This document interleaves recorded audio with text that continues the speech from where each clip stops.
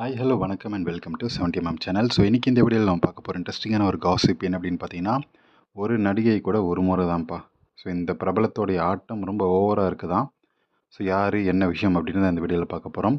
இந்த இளம் பிரபல நடிகர் தென்னிந்திய சினிமாவின் அடுத்த பெரிய ஸ்டாராக வரக்கூடிய எல்லா வாய்ப்புகளும் இருக்குது அப்படின்ற பேச்சுக்கள் ஓடிட்டுருக்குது. ஸோ இப்போ இருக்கக்கூடிய பெரிய பெரிய தயாரிப்பு நிறுவனங்கள் கூட டைரக்டர்ஸ், நடிகர்கள், நடிகைகள் எல்லாருமே இவரை தங்களுடைய படத்தில் கமிட் பண்ணால் நமக்கு நல்ல லாபம் கிடைக்கும் அப்படின்னு சொல்லி தீவிரமான ஒரு யோசனையில் இருக்காங்களாம்.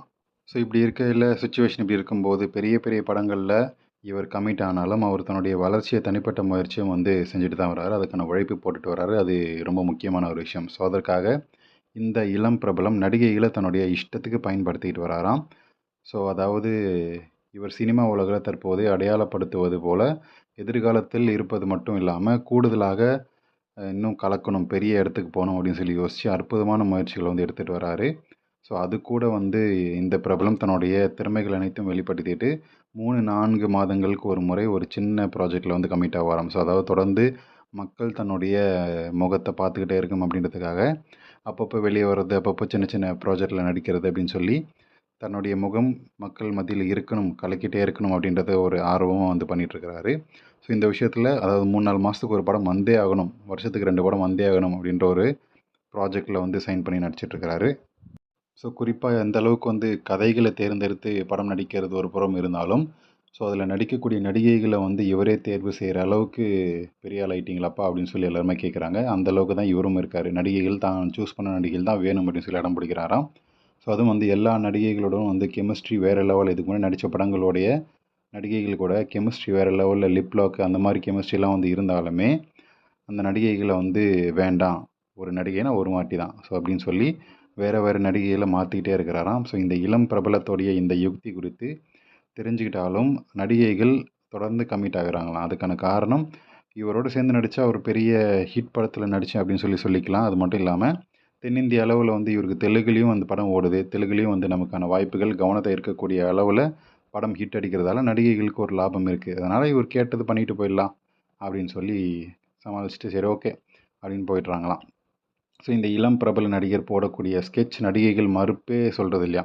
ஸோ இவர் சொல்லக்கூடிய அனைத்து விஷயங்களுக்குமே நடிகைகள் சரி ஓகே பண்ணிட்டு போவோம், நமக்கும் ஒரு சில லாபங்கள் இருக்குது அப்படின்ற வகையில் பண்ணிட்டு போகிறாங்களாம். ஸோ இதனால் படம் முடிகிற வரைக்கும் தன்னுடைய அரவணைப்பிலே நடிகர் இந்த கமிட் ஆகக்கூடிய நடிகைகள் வச்சுக்கலாம். இதுக்கு மெயின் ஸ்ட்ரீம் நடிகை மட்டும் கிடையாது, துணை நடிகைகளுமே இந்த நடிகருடைய பார்வைப்பட்டால் சரி ஓகே இவர் கேட்டால் மறுக்கிறதே இல்லை, அட்ஜஸ்ட் பண்ணிட்டு போயிடும் அப்படின்ற மாதிரி தான் இருக்குதாம். ஏன்னா துணை நடிகைகள் மோஸ்ட்லி பேக் ஸ்க்ரீனில் இருக்கக்கூடிய ஆட்கள், துணை நடிகைகள் அப்படின்னு சொல்லி இருக்கக்கூடிய ஆட்கள்லாம் மாற்றுறது கிடையாது. பெருசாக மாற்றுறதுன்னா மெயின் ஸ்ட்ரீம் ஜோடி நடிக்கக்கூடிய அந்த மெயின் ஹீரோயின் தான். அந்த மெயின் ஹீரோயினுமே இவர் சொல்லக்கூடிய விஷயத்துக்கெல்லாம் ஓகே அப்படின்னு சொல்கிற வகையில் தான் அந்த படத்தில் கமிட்டே பண்ணுறாங்களாம். ஸோ சம்பள விஷயத்துலையுமே தாராளம் காட்டக்கூடிய வகையில் தான் இருக்காங்க. ஏன்னா படம் தாராளமாக 80-100 கோடி கிட்ட வசூலாகுது. ஸோ படத்துடைய பட்ஜெட் என்னமோ 30-40 கோடிக்குள்ளே முடிச்சிடலாம். இதனால் படம் பெரிய அளவு ஹிட் அடிக்கிறதால இந்த நடிகர் சொல்கிற விஷயத்துக்கு எல்லாமே தலையாடிட்டு இருக்கிறாங்க தயாரிப்பு நிறுவனம் கூட.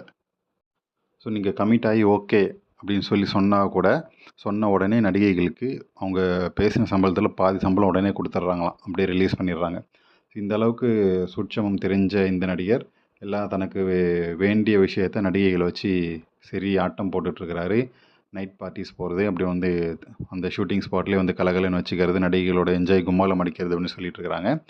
சுற்றி இருக்கக்கூடிய மற்ற துணை நடிகர்கள் இல்லைன்னா அங்கே இருக்கக்கூடிய செட்மேன்ஸ் எல்லாருமே வயிற்றெரிச்சலாக இருக்காங்களாம். பார்க்க ஒல்லி குச்சா மாதிரி இருந்துக்கிட்டு என்ன ஆட்டம் போடுறாங்க அப்படின்னு சொல்லி செட்டில் கிசுகிசுகள் நடந்துகிட்டு இருக்குது. ஸோ எது யார் எப்படி பேசினா என்ன, எனக்கு என்ன அப்படின்னு சொல்லி தன்னுடைய இஷ்டத்துக்கு பூந்து விளையாடி பாயசம் சாப்பிட்டுட்ருக்காப்புல இந்த நடிகர். ஸோ யார் இந்த நடிகர் அப்படின்றது தெரியும். இப்போது போட்ட நடிகைகளுடைய பிக்சர்ஸ் எல்லாமே அவர் படத்தில் இது வரைக்கும் நடித்த நடிகைகள் தான். ஸோ அதன் மூலமாகவே உங்களுக்கு தெரிஞ்சிருக்கும் யார் என்ன அப்படின்றது. ஸோ இந்த வீடியோ உங்களுக்கு கண்டிப்பாக பிடிச்சிருக்கும், என்டர்டெயின்மெண்ட்டாக இருக்கும்னு நினைக்கிறேன்.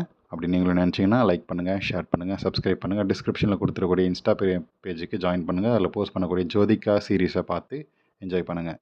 ஸோ எபிசோட் 1 ஜோதிகாவோட எபிசோட் 1 நார்மல் போஸ்ட்லேயே போட்டிருக்கேன். மற்ற எபிசோடெலாம் பார்க்கணுன்னா சப்ஸ்கிரைப் பண்ணி பார்த்து தெரிக்க விடுங்க, என்ஜாய் பண்ணுங்கள்.